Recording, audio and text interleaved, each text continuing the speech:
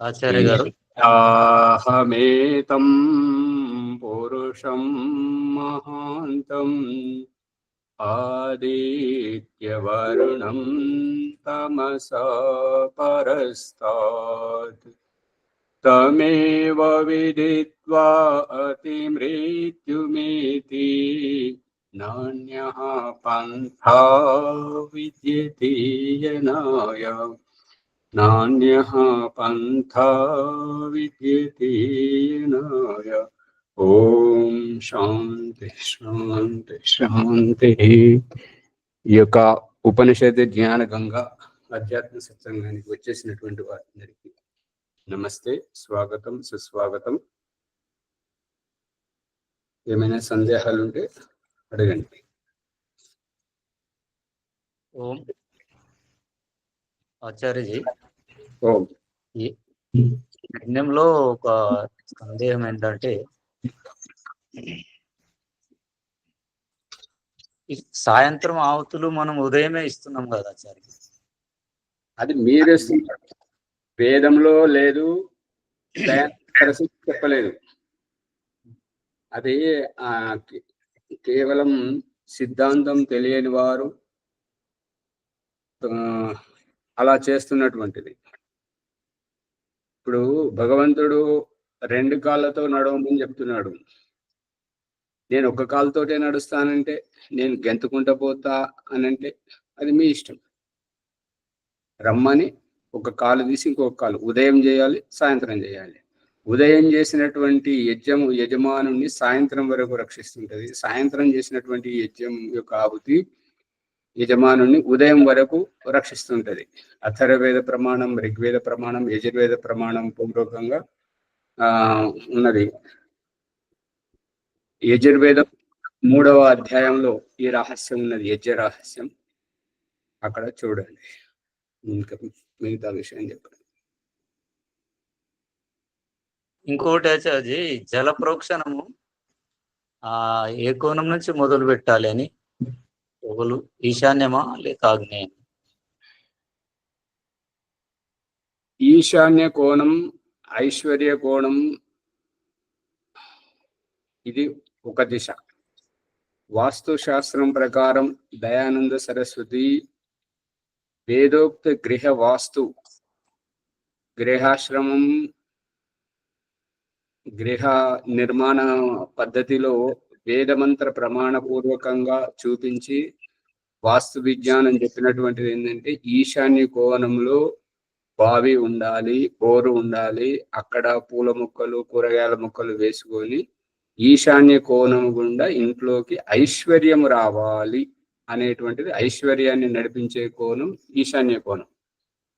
ఇప్పుడు పరమ దరిద్రంగా ఉన్నటువంటిది ఏంటంటే, చెప్పులు వేసుకొని రావడం, శ్మశానానికి వెళ్ళి రావడం, దొంగతనం చేసి రావడం, వ్యభిచారం చేసి ఈశాన్య కోణం నుండి వస్తున్నారు.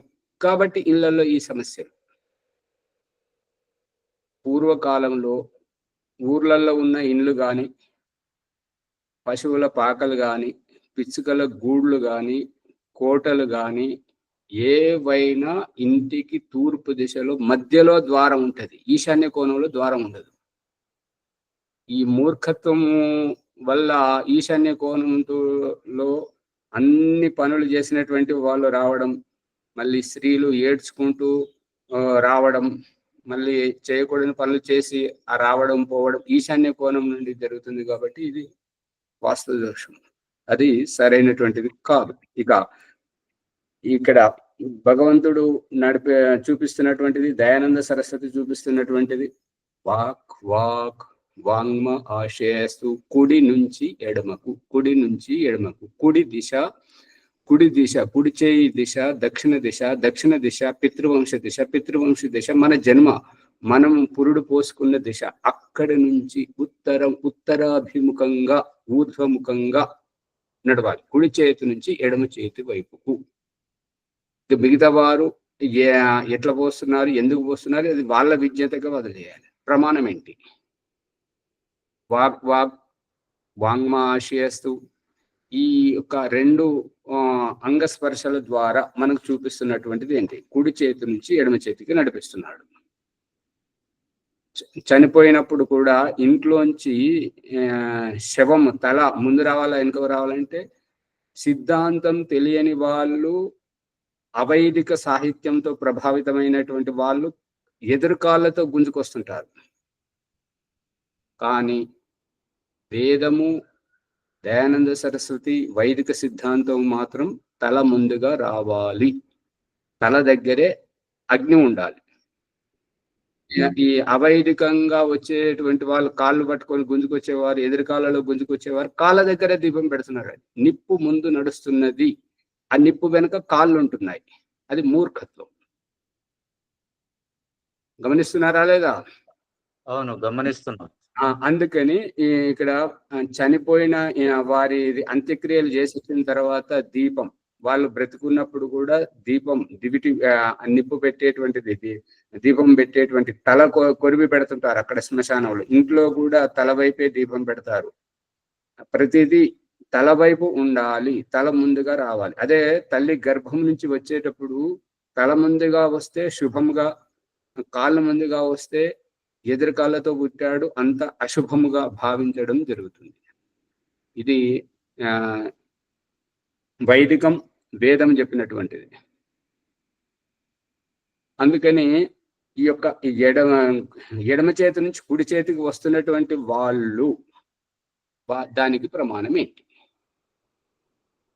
మరి వాళ్ళ పుస్తకాలలో రాసుకుంటున్నారు, వాళ్ళను పాటించాలి అని అంటే మరి అది ఎప్పటికైనా తుడుచుకుపోయేటువంటిదే. ఎందుకు అంటే ఆధారహీనం నపునంతి వేద.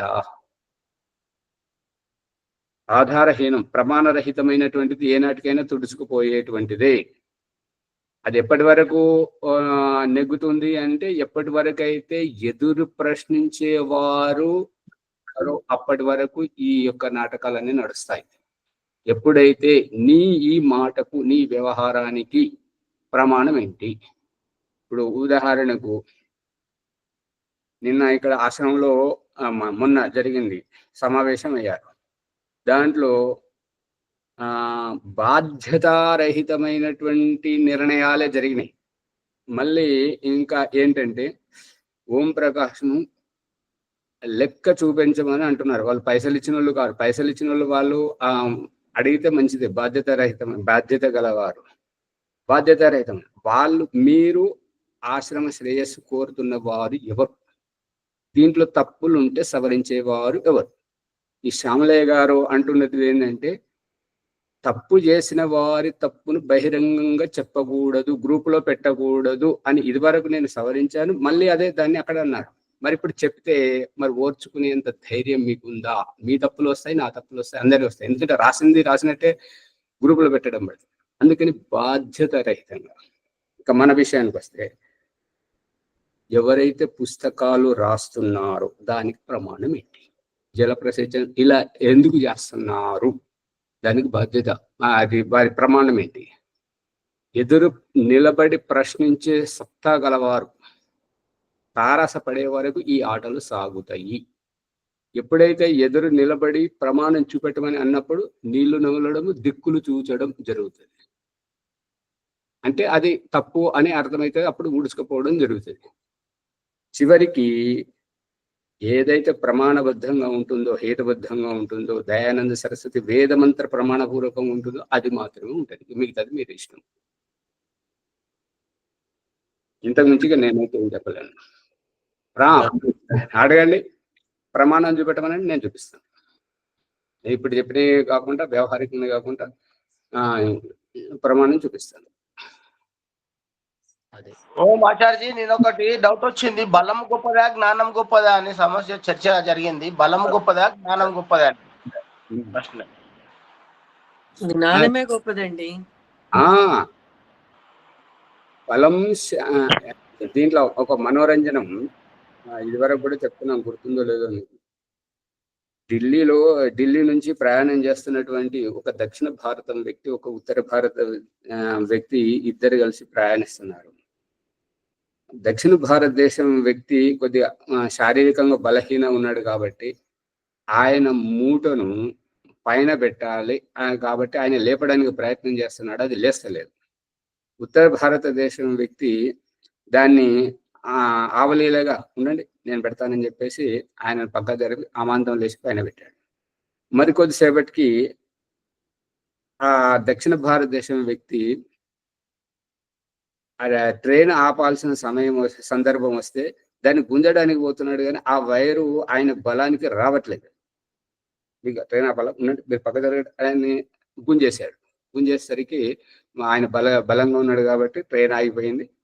ట్రైన్ ఆగిపోయింది కాబట్టి వెంటనే టీటీ వచ్చాడు. టీటీ వెనుక ఇద్దరు పోలీసులు వచ్చారు, రైల్వే పోలీసులు. ఏంటి ఎందుకు ఆపారు అని అంటే అప్పుడు ఇగో ఇతనికి నేను సహకారం చేశాను అని ఆ ఉత్తర భారతదేశం వ్యక్తి దక్షిణ భారతదేశం వ్యక్తిని చూపించాడు అనమాట. చూపిస్తే దక్షిణ భారతదేశం వ్యక్తిని ఎందుకు నువ్వు కారణం ఏంటి అడిగితే, నేను ఇది వట్టిగానే అట్లా గట్టి ఉన్నదా లేదా గట్టిగా ఉన్నదా అని ఇట్లా లాగుతున్నా, నాకు ట్రైన్ ఆపాలనే ఉద్దేశమే లేదు అని చెప్పేసి ఆయన అన్నాడు. నువ్వు ట్రైన్ ఆపావు, ట్రైన్ దీనికి ఎవరైతే ఎమర్జెన్సీలో పోతున్నారో వాళ్ళకి అందరికీ లేట్ అవుతుంటది కాబట్టి వాళ్ళందరికీ రైల్వే శాఖ సమాధానం చెప్పాలి. ఈ రైలు వెనుక వచ్చే రైలుకు సమయం కూడా వ్యత్యాసం వస్తుంటది కాబట్టి అందరికి సమాధానం చెప్పాలి. కాబట్టి పనిష్మెంట్ జుర్మానా పడుతుంటది, కట్టాల్సిందే. 1500 2000 రూపాయలు జుర్మానా కట్టాలి. నువ్వు కట్టంటే నువ్వు కట్టాలన్న వాళ్ళిద్దరు అనుకోండి, మీరు తర్వాత అనుకోండి, ముందు పనిష్మెంట్ ఇక్కడ జుర్మానా కట్టాలి, లేదంటే జైలుకు పోదండి, అక్కడ దాన్ని మాట్లాడుకుందాం అని చెప్పేస్తే అప్పుడు చచ్చినట్టు జుర్మానా కట్టిండు ఉత్తర భారత్. అప్పుడు దక్షిణ భారతదేశం వ్యక్తి ఏమంటున్నాడండి, ఇదివరకు ఉత్తర భారతదేశం వ్యక్తి దక్షిణ భారతదేశం వ్యక్తిని ఏమన్నాడంటే, రోటీ కావో రోటీ, రోటీ ఖానే సే బల్ మిల్తా హై, శక్తి ఆతా హై. ఇప్పుడు దక్షిణ భారతదేశం వ్యక్తి ఆ ఉత్తర భారతదేశం వ్యక్తిని అన్నాడు, रोटी से शारीरिक बल ही तो मिलता है, तो पहले चावल खाओ, बुद्धि बढ़ेगी। बुद्धि से सोचना चाहिए भाई इसको खींचने से मेरे को क्या फायदा, कहीं फिर पकड़ तो नहीं जाऊंगा, ये व्यक्ति किस लिए रोक रहा है, तो इतना तो सोचना चाहिए तुम्हें. నువ్వు ఇతను ఈ వైర్ ఎందుకు లాగుతున్నాడు, రైలు ఎందుకు ఆపాలనుకుంటున్నాడు ఆలోచించాలి కదా, కారణం తెలుసుకొని కదా నువ్వు సహకరించాల్సింది, తొందరపడ్డావు అని. అందుకని ఇక్కడ బుద్ధి బలం బలహీనమైన వ్యక్తిని కూడా ఉన్నత స్థాయిలో కూర్చుండబెడుతుంది. శారీరక బలం ఎంతో మందిని రక్షిస్తుంది, రక్షణ వరకే, భుజబలము వరకే, శారీరకంగా రక్షించే వరకే. కానీ బుద్ధి బలం ఆ శారీరక గొడవలే రాకుండా, ఇప్పుడు ఇక్కడ ప్రత్యక్షంగా కనబడుతుంది కదా, భారత్ పాకిస్తాన్ యుద్ధం పేరుతో జరుగుతుంది, అది యుద్ధం అని అనరు, అది కవ్వింపు చర్యలు జరుగుతాయి. ఎవరో చైనా వాళ్ళ ప్రోత్సాహంతో ఆ యొక్క అవి విమానాలు అవన్నీ తెచ్చుకొని ఉన్నాయి కదా, దీంతో నేను గెలుస్తా, కనీసం పోరాడతా, ఉక్రెయిన్ వల్ల నాకు అన్ని దేశాలు సహకరిస్తాయనేటువంటి దూరదృష్టితోటి పాకిస్తాన్ వాళ్ళు ముందుకొచ్చి దూకారు. కానీ వాళ్ళ తప్పుడు వ్యవహారం అని అంతా తెలిసిపోయింది. ఇప్పుడు చైనా మిసైల్ అవేవి సరిగా పనిచేయకపోవడం వల్ల ఇప్పుడు తను చేసిన తప్పేంటో ఇప్పుడు తెలిసింది. ప్రయోజనం ఏంటి? కవ్వింపు చర్యలు రెచ్చగొట్టుకుంటా దాడి చేపించుకుంటున్నారు. పాకిస్తాన్ వాళ్ళు రెచ్చగొట్టుకుంటా చేసుకుంటున్నారు. దానివల్ల ప్రయోజనం ఏంటి అంటే ఇక్కడ బుద్ధి లేదు అంతవరకే, అంతకుమించి మనం ఏమనలేం. నిన్నటికి నిన్న మధ్యప్రదేశ్లో పాకిస్తాన్ జిందాబాద్ అని అన్నందుకు స్థానిక ప్రజలు వాళ్ళని బట్టలు కూడా తీసుకొట్టారు. వీళ్ళు ఎట్లయితే హిందువులను బట్టలు ఊడదీసి నువ్వు హిందువా కాదా అని చెప్పి చూసి చంపారో వాళ్ళని బట్టలు ఊడిపోయేలాగా కొట్టారు. కనిపిస్తుంది కదా, ఇదంతా చూసారా లేదా? వాట్సాప్లో ఫేస్బుక్లో అంతా వచ్చింది. అందుకని ఇవన్నీ యూట్యూబ్లో పెట్టారు, వీడియోలు కూడా పెట్టారు. పోలీసులు పట్టుకుపోతున్నారు, వాళ్ళు పోలీసులు కూడా హెచ్చరించినా కూడా వాళ్ళు వినలేదు. అవి ఆ రకంగా ఇప్పుడు అర్థమైతే లేదు. బలమే గొప్పదంటారా? బలం కాదు, బుద్ధి, తెలివి, జ్ఞానం గొప్పది. ఇప్పుడు విపరీత పరిస్థితుల్లో మనం ఇటువంటి భావజాలాన్ని వ్యక్తం చేస్తే తిరగబడతారు అనేటువంటిది వాళ్ళు ఆలోచించలేదు కదా. బుద్ధికి మేము ముస్లింలు అంటే భయపడతారని ఇంకా వాళ్ళదేదో, వాళ్ళు మనకు భయపడతారు కదా అనేటువంటిది వాళ్ళ దురుసుతనమే వాళ్ళకు అటువంటి పరిస్థితి. భుజబలాన్ని చూపిస్తున్నారు వాళ్ళు, భుజబలమే. అంతే అంతే, అంతకుమించి అక్కడ ఏం లేదు. అది పరిస్థితిని చూడాలి కదా, అనుకూలంగా ఉందా ప్రతికూలంగా ఉందా అనేది వాళ్ళు ఆలోచించలేదు. కాబట్టి అది అంతే. భీమరావు గారు చెప్పండి. ఆచార్య రాత్రి చర్చ వచ్చింది, అది శంలయ్య గారు అన్నది. అయితే ప్రణవ్ కుమార్ గారు కావచ్చు అనుకుంటా, వారు ఉపనిషత్తులో ఉంది బలమే గొప్పది అని వారు వాదించారు.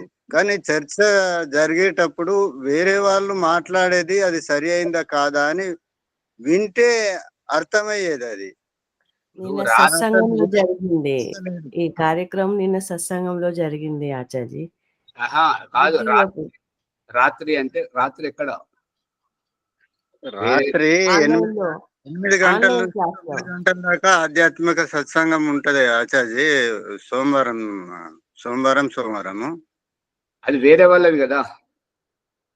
అది వేరే వాళ్ళది, కానీ మాకు కూడా అది ఒకటి గుర్తుపెట్టుకోండి, వేరే వాళ్ళ గొడవలు అయితే మరి దానికి మీరు బాధ్యత వహించండి. నేను చెప్తా, గొడవలు అయితే ఒకరు చర్చ చేయద్దు, ఎవరిది వారికి. ఇక్కడ మన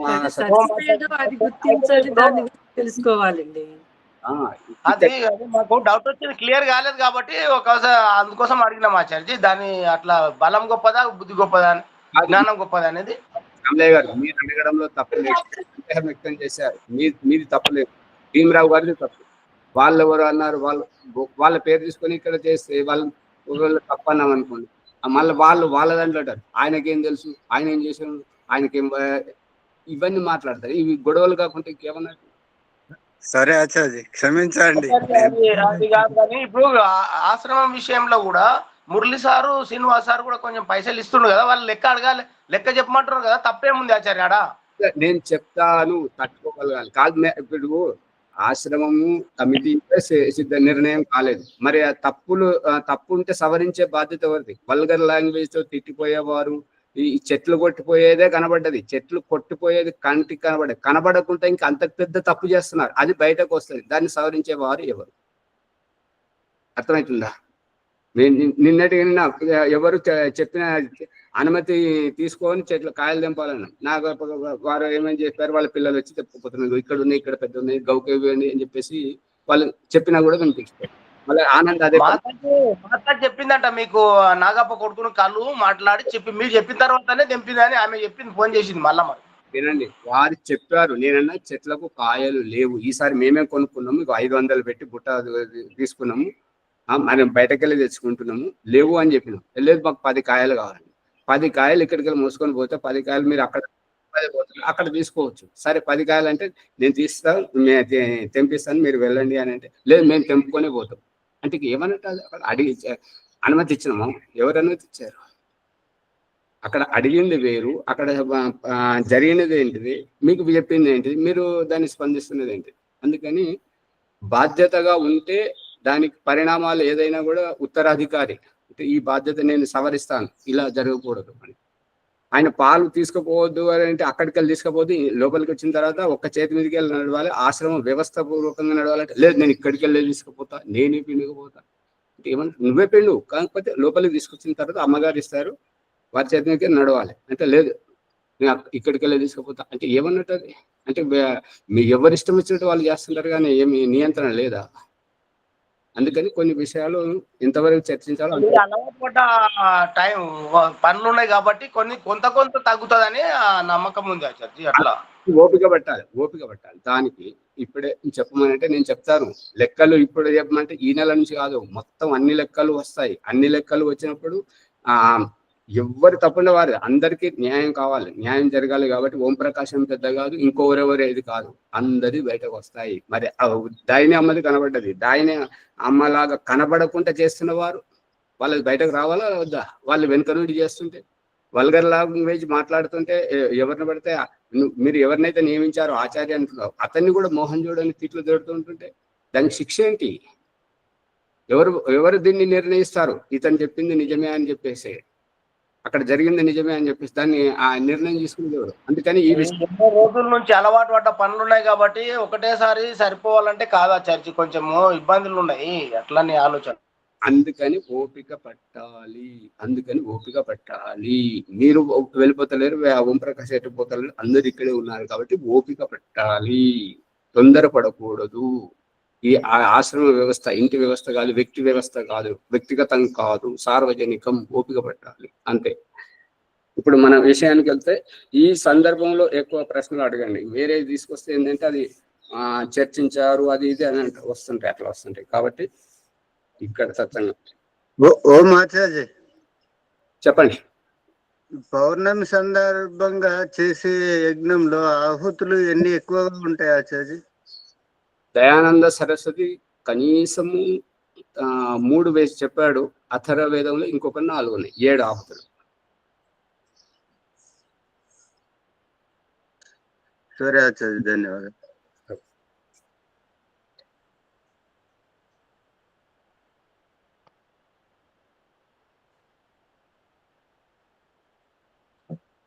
శ్వేతాశ్వతర ఉపనిషత్తు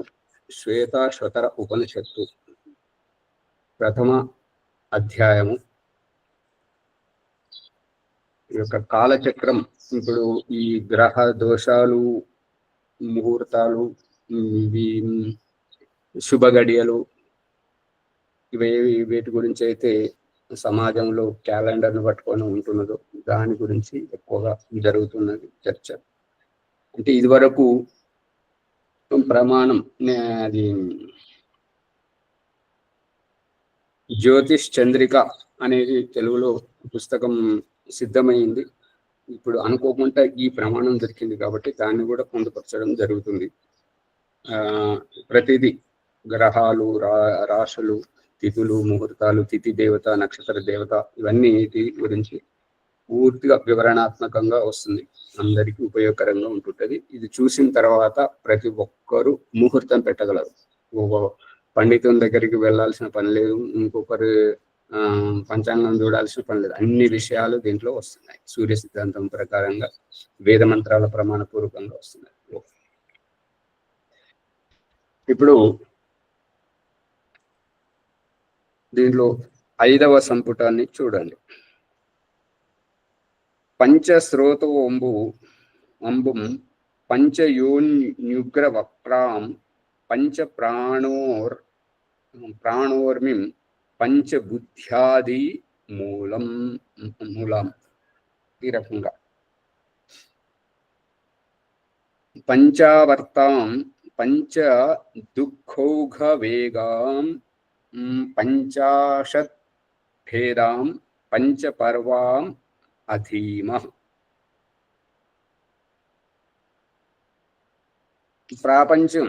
ప్రపంచం అనేటువంటిది ఎలా ఉన్నది అనేటువంటిది దీంట్లో పంచమహాభూతాలకు అంతర్గతంగా ఈ దేహము గాని, ఈ ప్రకృతి గాని, అండపిండ బ్రహ్మాండాలు ఏవైనా కూడా ఈ పంచస్రోతస్సులు స్రోతస్సులు అంటే చెత్త పోస్తున్నప్పుడు ఆ లారీ తోటి సిమెంట్, కంకర అవన్నీ తీసుకొచ్చి పైనకు ఎక్కించినప్పుడు ఆ పైపు ఏ రకంగానైతే కింద రోడ్డు మీద ఉన్న లారీ లోపలి ఆ కంకరను ఆ పైపు తీసుకొచ్చి చెత్త మీద ఎట్లయితే పోస్తుంటుందో, గర్భము దాల్చినటువంటి గర్భిణీ స్త్రీ శరీరము నుండి ఈ యొక్క పిండ ఉత్పత్తికి కావలసినటువంటి పోషక విలువలన్నీ ఆ పేగు బంధము ద్వారా పిండముకు చేరుకుంటాయి అనేటువంటిది సారాంశం.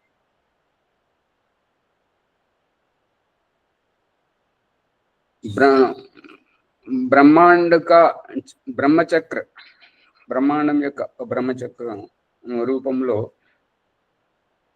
दर्शन कर अब शरीर अर्थात पिंड की एक प्रचंड नदी से तुलना करते हैं. ఈ యొక్క పిండము అనేటువంటిది ఎలా తయారయ్యింది మీరు చుట్టుపక్కల చూసే ఉంటారు. ఏంటంటే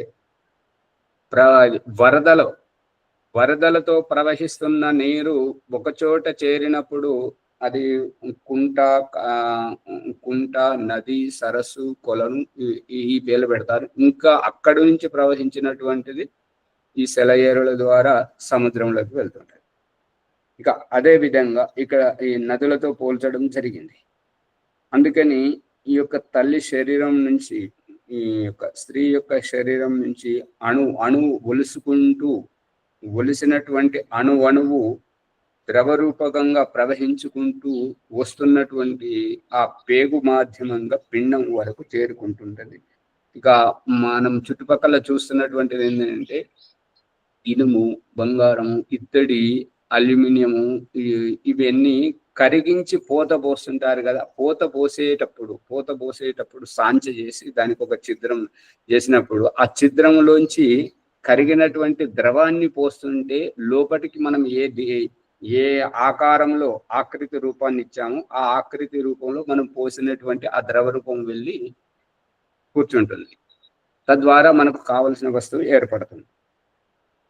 చూసారా లేదా?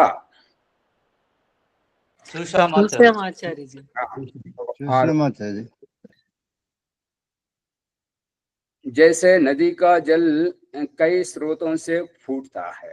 ఈ నదిలో ప్రవహించేటువంటి జలం ఏంటంటే భూమి మీద పడ్డ ప్రతి చినుకుకు మొదటిసారి పడ్డటువంటి ఆ చినుకులైతేనేమో భూమి పీలుస్తుంది. భూమి ఎంతవరకైతే పీల్చిన తర్వాత అతిరిక్తమైనటువంటిది పడ్డ దగ్గర నుంచి ముందుకు ప్రవహిస్తూ పోతుంటది. ఆ విధముగా అనేక స్రోతస్సుల నుండి, అనేక దారుల నుండి కొంచెం స్రవిస్తున్నటువంటిది కొద్దిగా దూరం వెళ్ళిన తర్వాత కొంచెం దొడ్డుగా ఏర్పడుతుంటది ప్రవాహం. ఇంకొంచెం ముందుకు వెళ్ళిన తర్వాత ఒక కాలువలాగా ఏర్పడుతుంది. ఇంకొంచెం ముందుకు పోయిన తర్వాత ఇట్లా ఏర్పడుతూ అట్లా వచ్చినటువంటి వరదలు తోటి ఈ యొక్క నది, సెలయేరులు, ఈ నీరంతా భూమిపైన పడ్డటువంటిదంతా మళ్ళీ సముద్రానికి చేరుతుంది. वैसे शरीर रूपी नदी की 5 ज्ञानेंद्रिया 5 स्रोते हैं. ఈ యొక్క నిన్నటి వరకు జరుగుతున్నటువంటిది ఏంటంటే దశ ఇంద్రియములు. పంచ జ్ఞానేంద్రియాలు, పంచ కర్మేంద్రియాలు. వికలాంగత్వంలో కర్మేంద్రియాలు కోల్పోతారు, కానీ జ్ఞానేంద్రియాలు కోల్పోవడం జరుగుతుంది. ఇప్పుడు పరిస్థితి ఏంటంటే మైకు చెడిపోతుంది, విద్యుత్ ఉంది, యంత్రం ఉంది, విద్యుత్ ఉంది, కానీ ఆ మైకు చెడిపోయింది. వినికిడి శక్తి, చెవి ఉంది, కర్ణభేరి ఉంది, వినికిడి శక్తి లేదు. నోరుంది, నాలుక ఉంది, మాట్లాడడానికి ఆత్మ ఉంది, కానీ ఆ సామర్థ్యం లేదు. కన్ను ఉంది, చూసే వ్యక్తి దేహంలోనే ఉన్నాడు, కానీ చూసే సామర్థ్యం లేదు. అర్థమవుతుందా?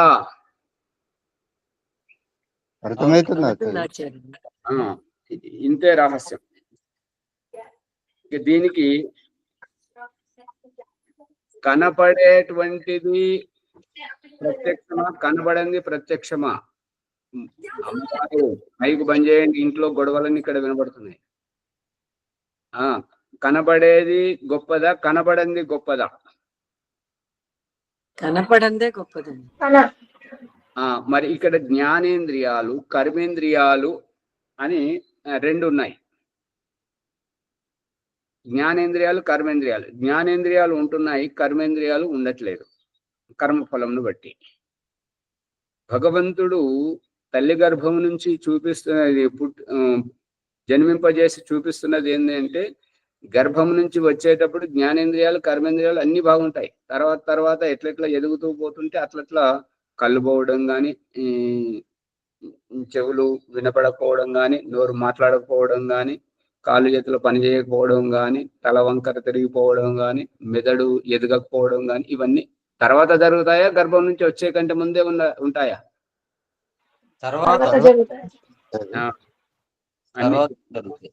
దీనికి ఈ సమాజం పెట్టిన పేరేంటంటే దివ్యాంగులు. అది మీరు ఆలోచించండి, ఎందుకంటే అది వ్యాఖ్యానం చేస్తే అది ఇంకెక్కడికో పోతుంది, వాళ్ళ మనసు బాధపడుతుంటారు.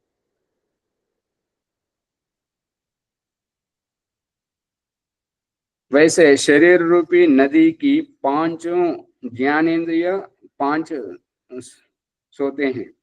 ఈ యొక్క జ్ఞానేంద్రియాలు అనేటువంటివి ఎప్పటికీ ఉంటాయి, అందరిలోనూ ఉంటాయి, అన్ని సామర్థ్యాలు ఉంటాయి. ఇప్పుడు కరెంటు పోవడం ఒకటి, యంత్రం పాడవడం ఒకటి. ఇల్లు ఎక్కడ పడితే అక్కడ బొక్కలు పడడము, ఎంత కూలిపోవడం ఒకటి, ఇంట్లో వ్యక్తులు ఉండకపోవడం ఒకటి. ఇల్లు మంచిగానే ఉండొచ్చు, ఇంట్లో వ్యక్తులు ఉండట్లేదు. రెండిట్లో తేడా ఉందా లేదా?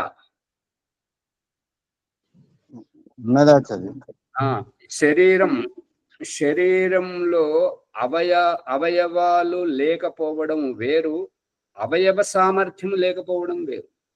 అవయవాలను వినియోగించుకునేటువంటి ఆత్మ లేకపోవడం వేరు. అవయవాలు ఉన్నా ఆత్మ లేకపోతే ఆ అవయవాలతో వినియోగించుకునే వారు లేకపోవడం వల్ల ప్రయోజనం ఏంటి? ప్రయోజనం లేదా? అంతే కదా. అందుకని ఇక్కడ సామర్థ్యాన్ని వినియోగం సామర్థ్య వినియోగించుకునేవారు ఎవరు? సామర్థ్యము అవయవాలు ఉన్నాయి, వినియోగించుకునేవారు ఉన్నారు, సామర్థ్యం లేదు. ఇంకొకటి, ఈ సామర్థ్యం ఉంది, వినియోగించుకునేవారు ఉన్నారు, అవయవాలు లేవు.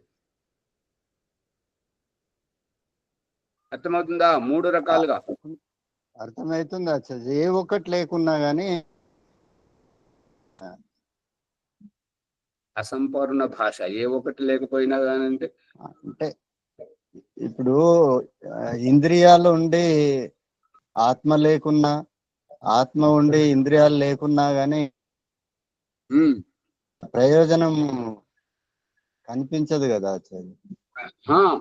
జ్ఞానేంద్రియాలు ఉంటాయి, అందరికి ఉంటాయి, కర్మేంద్రియాలు మాత్రం ఉండవు. అది వారి కర్మఫలంను బట్టి. అందుకని కాళ్ళు లేకున్నా ఈ దేక్కుంటా నడవడానికి ప్రయత్నం చేయడం, దొల్లుకుంటా అంబాడుకుంటా పోవడానికి ప్రయత్నం చేయడం, చేతులు లేకున్నా నోటితో తినడానికి, అది కాలుతో తినడానికి ప్రయత్నం చేయడం, నోటితో బొమ్మలు వేయడానికి ప్రయత్నం చేయడం బ్రష్ పట్టుకొని. సామర్థ్యం ఉంది, లేదని కాదు. హెలెన్ కెల్లరీ వారికి మాట్లాడే వినే ఎటువంటి సామర్థ్యం లేకపోతే చేతి వేళ్ళ గోళ్ళ కింది ఆ సున్నిత భాగాన్ని గొంతు దగ్గర పెట్టి ఆ యొక్క తన అభిప్రాయాన్ని ఆ యొక్క తరంగాల ద్వారా ఎదుటివారికి అర్థం చేయించడం, ఎదుటివారు చెప్పేటువంటిది తను గ్రహించడం. అంటే వినే సామర్థ్యం ఉంది, మాట్లాడే సామర్థ్యం ఉంది. ప్రభాకర్ గారు పట్టుకుంటున్నారా? రాజవనమ్మ గారు? అవును, అంతే సార్. అందుకని సామర్థ్యం ఉంటుంది, అవయవాలు ఉండడం లేదు. కర్మేంద్రియాలు పనిచేయకపోవటం. ఇక భీమరావు గారు మాట్లాడే అసంపూర్ణ భాష ఏంటంటే, ఏ ఒక్కటి లేకున్నా అంటే కర్మేంద్రియాలు ఉన్నాయి, జ్ఞానేంద్రియాలు ఉన్నాయి, కానీ ఆత్మ లేదు, ఒకటే లేదు. ప్రయోజనం ఏం ప్రయోజనం ఉండదు అట్లా. అది ముఖ్యమైనది ఆత్మనే కాబట్టి ఇక్కడ భగవంతుడు చూపిస్తున్నటువంటి దృష్టాంతం ఏంటంటే, ఆత్మ ముఖ్యం. ఆ ఆత్మనే కర్మఫలం అనుభవించాలి. ఈ వికలాంగత్వం ఆత్మ అనుభవించాలి. ఈ బలహీనత ఆత్మలో చూపెట్టాలి. ఆత్మలో ఉత్సాహం ఉన్నా అవయవాలు లేకుండా చేసి బలహీనంగా ఆత్మను చూపించడమే కర్మఫలం అనుభవింపజేయడం. అందుకని ఏ ఒక్కటి లేకుండా అనేటువంటిది సరైనటువంటి భాష కాదు. ఇక్కడ ఏం డౌట్ వస్తుందంటే, ఇప్పుడు కొన్ని అవయవాలు లేకుంటే కూడా కృత్రిమ అవయవాలు వేసుకొని ఉన్న వాళ్ళ కంటే ఎక్కువ ప్రయోజనం పొందుతున్నారు. అది సారాంశం. కాళ్ళు లేని వాళ్ళు కాళ్ళు పెట్టుకోవడం, చేయి లేని వాళ్ళు చేయి పెట్టుకోవడం, ఇవన్నీ ప్రయత్నాలు సాగుతున్నాయి కదా. కళ్ళు లేని వారు ఈ కళ్ళను తీసేసి వేరే వాళ్ళ కళ్ళు పెట్టుకోవడం, మరి మీకు తెలుసో తెలియదో, ఓంప్రకాష్ చిన్నగా ఉన్నప్పుడు అయితే మేక కళ్ళను పెట్టి కూడా ప్రయోగం చేయడం జరిగింది. అరుణాచల్ ప్రదేశంలో పంది గుండె పెట్టి కూడా, ఈ గుండె మన పని చేయకపోతే ఈ మన గుండె తీసేసి పందిది గుండె పెట్టి కూడా ప్రయోగం చేసేయడం జరిగింది. ప్రయత్నాలు అన్ని సాగుతున్నాయి. ఓ మాస్టర్, ఈ మధ్యలో కూడా వచ్చింది ఆ వార్త పందిది. అదే అదే చెప్తున్నాను కదా, ప్రతిదీ.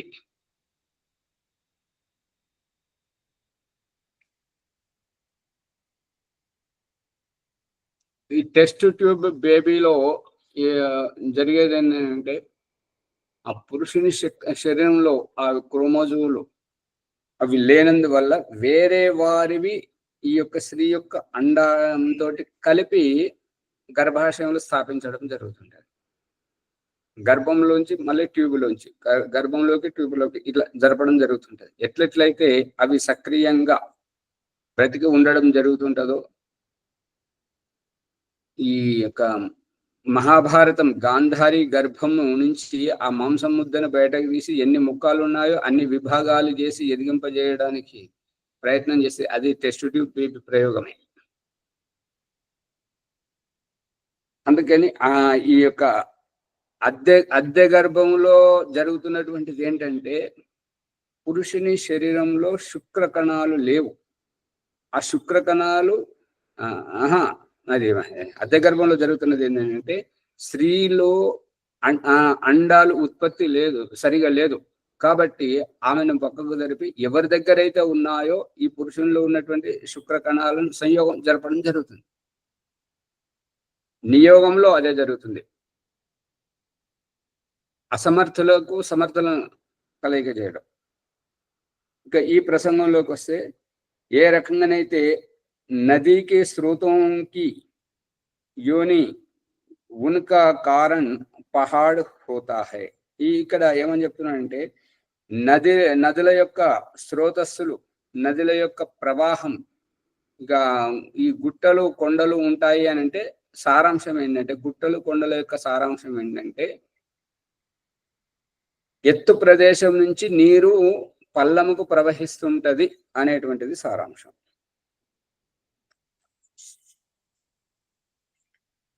అర్థమవుతుందా? తెలుస్తుంది, అర్థమవుతుంది. उसी के बड़े छोटे होने से नदी उग्र तथा वक्र हो जाती है. ఆ కొండలు గుట్టల మీదకి వెళ్ళి వచ్చేటువంటి నీటి ప్రవాహ వేగమును బట్టి, దాని యొక్క స్థితిని బట్టి, కొంచెం వస్తే ఒక రకంగా, ఎక్కువ వస్తే ఇంకొక రకంగా. ఎక్కువ మాత్రలో ఆ ప్రవాహం వస్తే ఆ గుట్టలు కొండల మీద ఉన్నటువంటి రాళ్లను సహితం ఆ రాళ్ళ కింద మట్టినంతా కదిలించేసరికి రాళ్ళు కూడా దొరుకుతుంటాయి. ఆ రకంగా. అదే తక్కువ మాత్రలో వచ్చాయి అనుకోండి, ఆ గడ్డి కూడా వాటికి దారి ఇవ్వకపోతే ఎట్లెట్లా దారి జరిగితే అట్లా వంకరగా పోతుంటాయి అన్నమాట, ప్రవహిస్తుంటాయి నీళ్లు.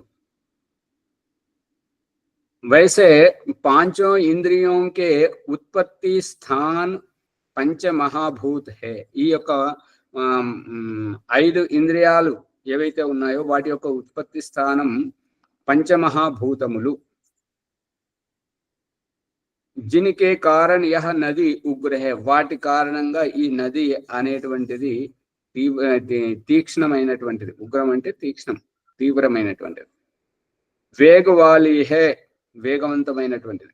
వక్ర హే, వంకర టింకర పోయేటువంటిది, వంకరగా పోయేటువంటిది. టేడే మేడే మార్గమే బహతీ హే, వంకర టింకరగా ఎలా దానికి అవకాశం, ప్రవహించడానికి అవకాశం దొరికితే ఆ విధంగా. నదీ మే తరంగే ఉఠా కర్తీ హే. నదులలో తరంగాలు, అలలు లేస్తుంటాయి. శరీర రూపీ నదీ మే 5 ప్రాణి హి తరంగే హే. ఈ శరీర రూపమైనటువంటి నదిలో ఈ పంచ ప్రాణములే ఇవి తరంగాలు. ఉదాహరణకు నది అప్నే మూల్ సే ప్రారంభ హోతీ హై. నది ఎక్కడి నుండి ప్రారంభమవుతుంది అంటే, కొండలు గుట్టలు వాటి సందులోంచి ఎక్కడ అవకాశం దొరికితే ఎక్కడైతే నదులు పుడుతుంటాయో అక్కడికి ప్రవాహం మొదలవుతుంటది. ఇక చివరికి అవి చేరుకునేటువంటిది సముద్రం. वैसे इस शरीर रूपी नदी का आदि मूल पंच बुद्धि है। किसी की बुद्धि रूप में है, किसी की रस में, किसी की स्पर्श में, किसी की शब्द में, किसी की गंध में। इन्हीं विषयों में बुद्धि मूल होने के कारण यह नदी बहती चली जा रही है। అర్థమవుతుందా? దీనిలో ఏమని చెప్తున్నానంటే కొంతమందికి ఈ యొక్క బుద్ధి రూపం అంటే ఇక్కడ ఒక మనోరంజనం ఏంటంటే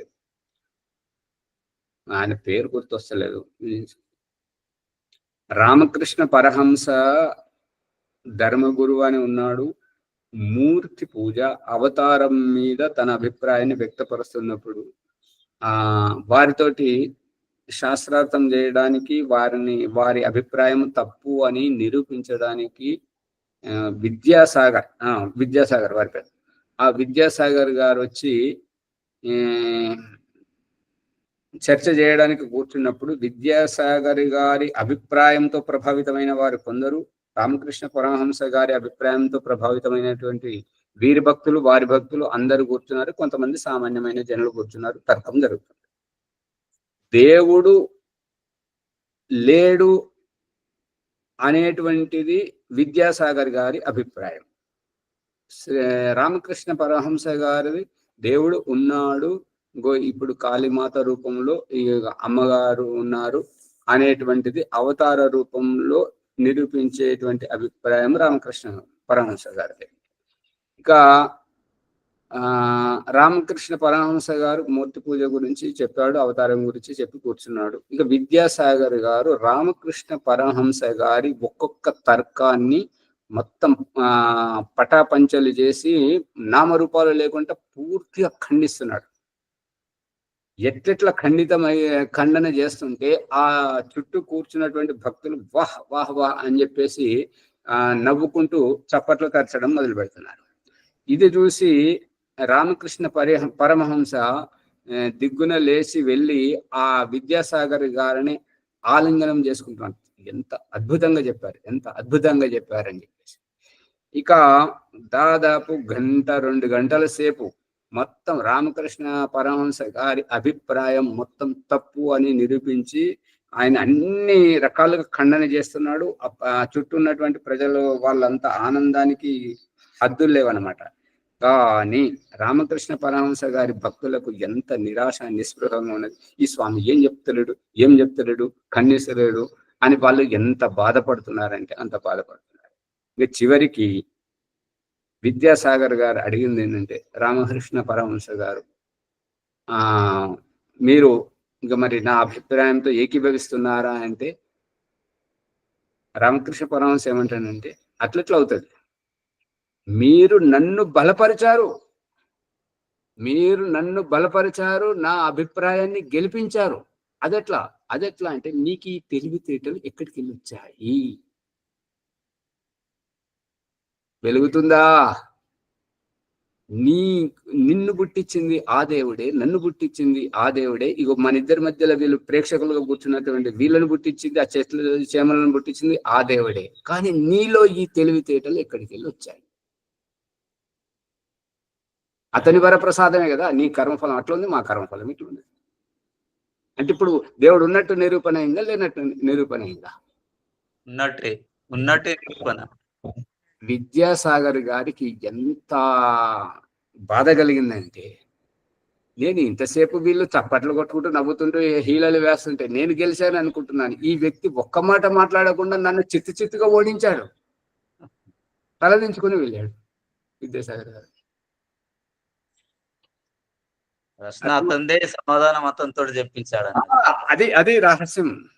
అదే చమత్కారం అంటే అట్లుంటది.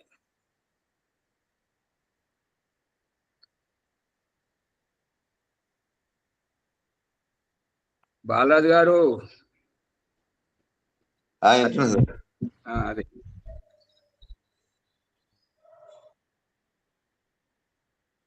नदी में तरंगे उठा करती है शरीर रूपी नदी में पांचों प्राण ही तरंगे ఈ పంచ ప్రాణములే తరంగములు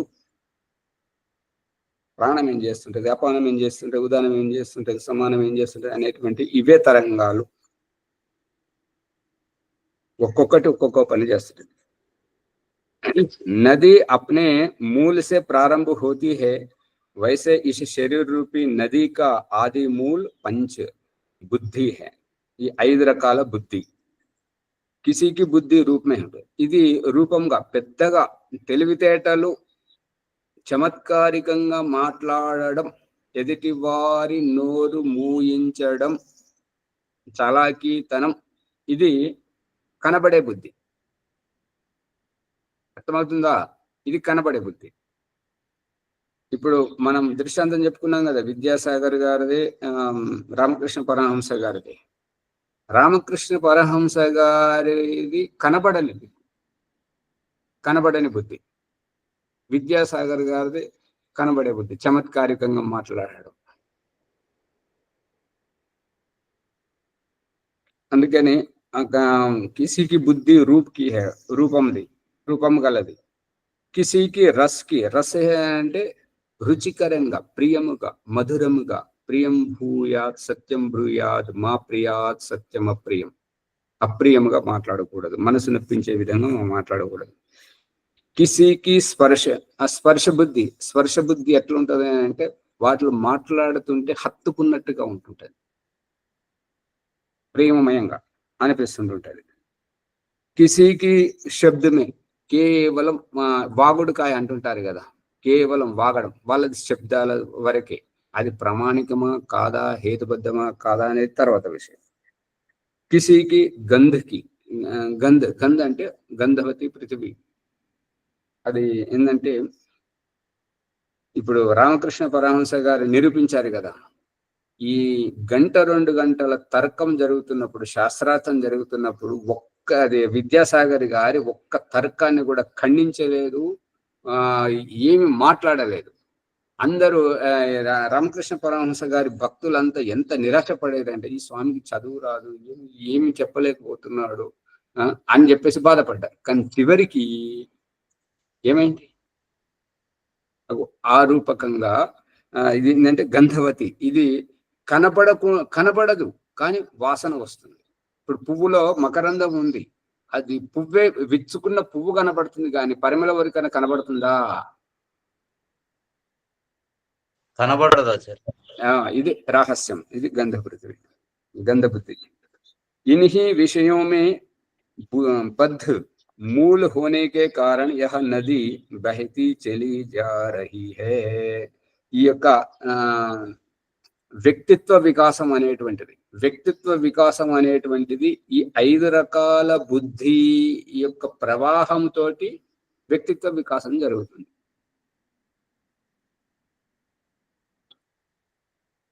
जैसे नदी में आवर्त होते हैं भंवर होते हैं वैसे शब्द रूप रस गंध स्पर्श इस नदी के भंवर हैं ఏ రకంగానైతే ఈ నదిలో ఆవర్తాలు అంటే ఏంటంటే ఈ యొక్క సుడిగాలి వస్తున్నప్పుడు ఒక్కొక్క పొరలుగా అంటే ఒకటేమో సమానంగా ప్రవహిస్తున్నటువంటి తీరు ఇంకొకటి వరదల ఒత్తిడికి వస్తున్నటువంటి తీరు ఇంకొకటి సుడిగుండాల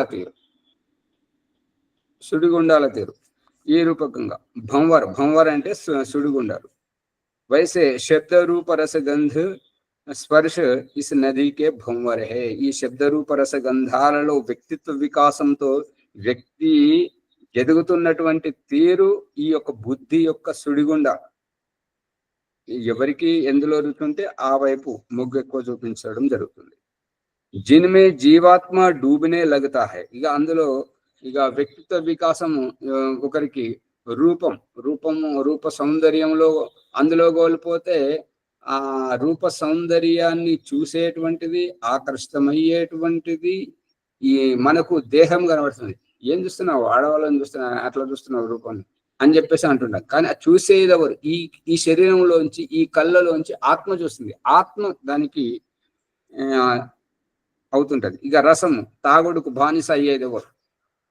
శరీరం కాదు, ఆత్మ.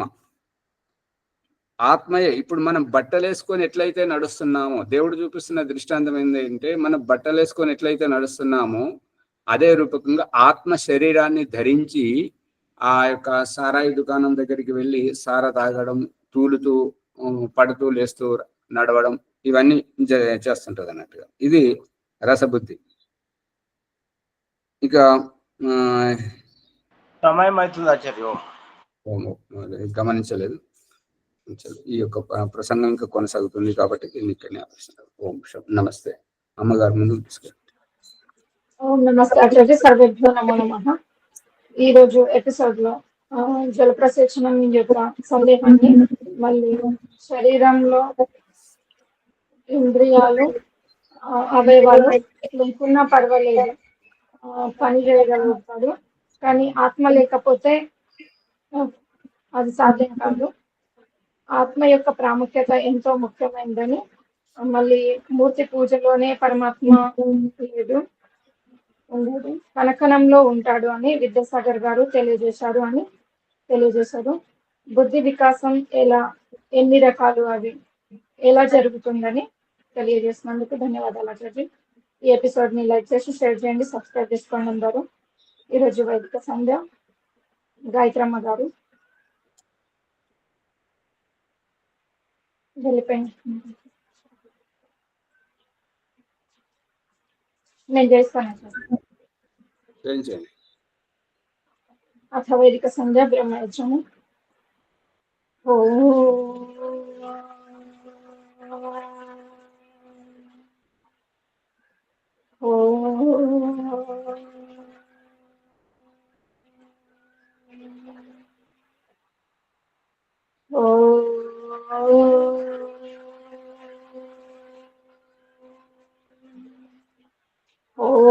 అమృతోపస్తరణమసి స్వాహ. ఓం అమృతాపిధానమసి స్వాహ.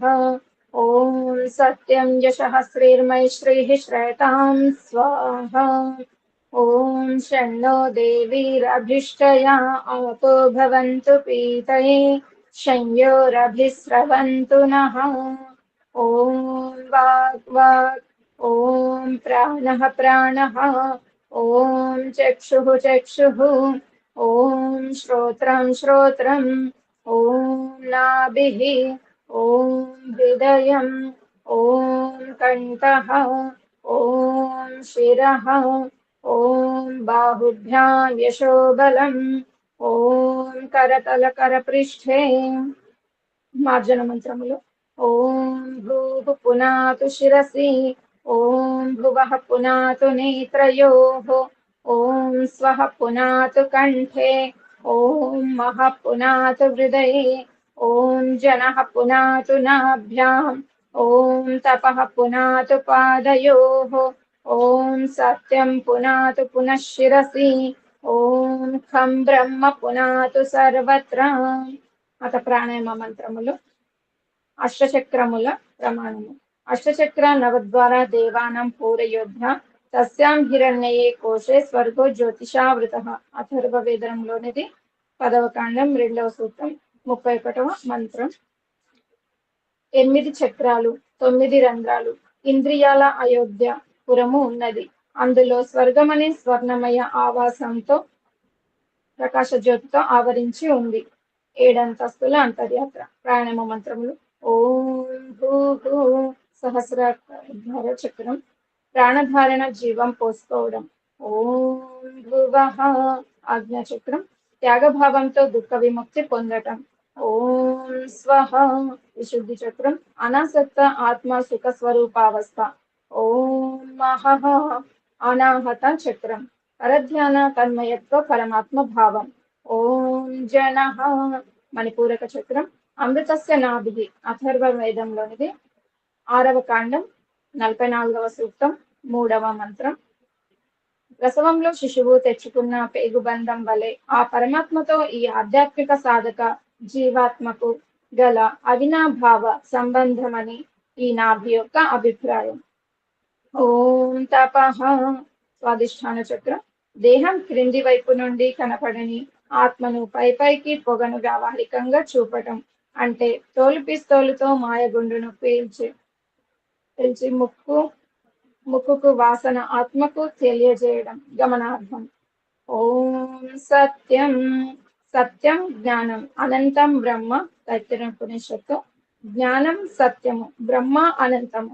శరీర రహిత ముక్త జీవాత్మ బ్రహ్మలో ఉంటుంది.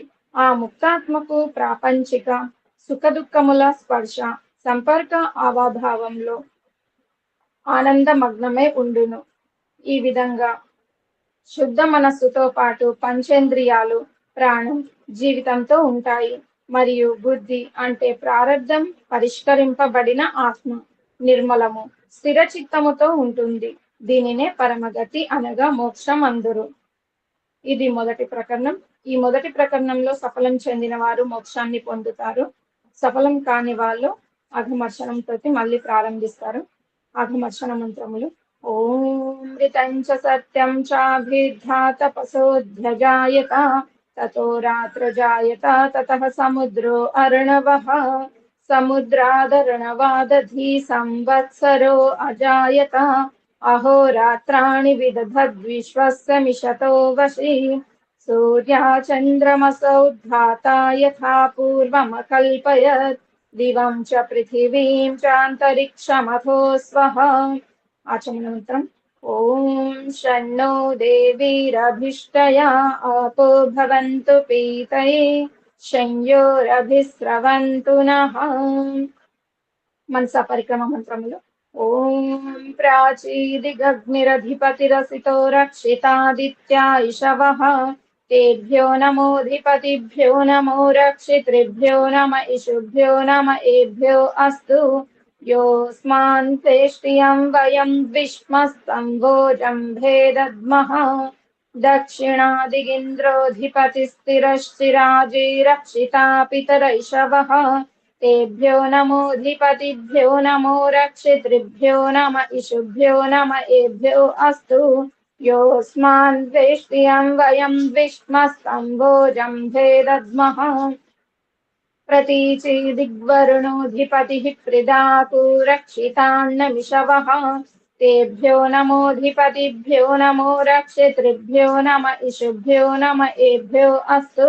యోస్మాన్ వేష్టియం వయం విష్మస్తంభోజంభే దద్మః ఉదీచి దిక్సోమోధిపతిః త్వజో రక్షితా శనిరిషవః తేభ్యో నమోధిపతిభ్యో నమో రక్షితృభ్యో నమ ఇషుభ్యో నమ ఏభ్యో అస్తు.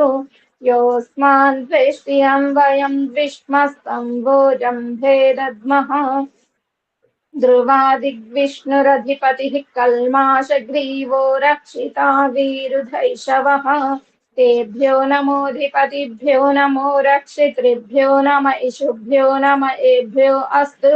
యోస్మాన్ వేష్టియం వయం విష్మస్తంభోజంభే దద్మః ఊర్ధ్వాదిగ్బృహస్పతిరధిపతిః స్విత్రో రక్షితా వర్షమిషవః తేభ్యో నమోధిపతిభ్యో నమో రక్షితృభ్యో నమ ఇషుభ్యో నమ ఏభ్యో అస్తు. యోస్మాన్ వేష్టియం వయం విష్మస్తంభోజంభే దద్మః. అత ఉపస్థాన మంత్రములు. జాత వేదసే సునవామ సోమమరాతి యతో నిదహాతి వేదః సనః పర్షదతి దుర్గాణి విశ్వానావేవ సింధుం దురితాత్యగ్నిః చిత్రం దేవానాముదగాదనీకం చక్షుర్మిత్రస్య వరుణస్యాగ్నేః ఆప్రాద్యా వా పృథివీ అంతరిక్షం సూర్య ఆత్మా జగతస్తస్తు షష్ఠ ఉదుత్యం జాతవేదసం దేవం వహంతి కేతవః దృశే విశ్వాయ సూర్యం ఉద్వయం తమసస్పరిస్వః పశ్యంత ఉత్తరం దేవం దేవత్రా సూర్యమగన్మజ్యోతిరుత్తమం తచ్చక్షుర్దేవహితం పురస్తాత్ శుక్రముచ్చరత్ పశ్యేమ శరదః శతం జీవేమ శరదః శతం శృణుయామ శరదః శతం ప్రబ్రవామ శరదః శతం అదీనాః శ్యామ శరదః శతం భూయశ్చ శరదః శతాత్. ఆచమన మంత్రము. ఓం షణ్ణో దేవీరభిష్టయా ఆపో భవంతు పీతయే శంయోరభిస్రవంతు నః. గాయత్రి మంత్రము. ఓం భూర్భువః స్వః తత్సవితుర్వరేణ్యం భర్గో దేవస్య ధీమహి ధియో యో నః ప్రచోదయాత్. సమర్పణ భావం. ఓ పరమేశ్వర, దయానిధి, మీ కృప వల్ల జపోపాసనాది కర్మములను చేసిన మేము ధర్మ, అర్థ, కామ మరియు మోక్షముల సిద్ధిని సత్వరముగా ప్రాప్తించుకుందుముగాక. నమస్కార మంత్రము. ఓం నమః శంభవాయ చ మయో భవాయ చ నమః శంకరాయ చ మయస్కరాయ చ నమః శివాయ చ శివతరాయ చ. ఆచమన మంత్రం. ఓం షణ్ణో దేవీరభిష్టయా ఆపో భవంతు పీతయే శంయోరభిస్రవంతు నః. ఓం ఇక్షువేదిక సంధ్య బ్రహ్మయజ్ఞము అత శాంతి పాఠః. ఓం దేవ్ శాంతి అంతరిక్షం శాంతి పృథివీ శాంతి ఆపః శాంతి ఓషధయః శాంతిః వనస్పతయః శాంతి విశ్వే దేవాః శాంతి బ్రహ్మ శాంతి సర్వం శాంతిః శాంతిరేవ శాంతి సామా శాంతిరేధి. ఓం శాంతి శాంతి శాంతిః. ఓం నమస్తే ఆచార్య. సర్వేభ్యో నమో నమః. అందరి ఎపిసోడ్ ని లైక్ చేసి షేర్ చేయండి, సబ్స్క్రైబ్ చేసుకోండి. ఏదైనా సందేహాలు ఉంటే కామెంట్ రూపంలో పెట్టండి. ధన్యవాదాలు. నమస్తే ఆచార్య. సర్వే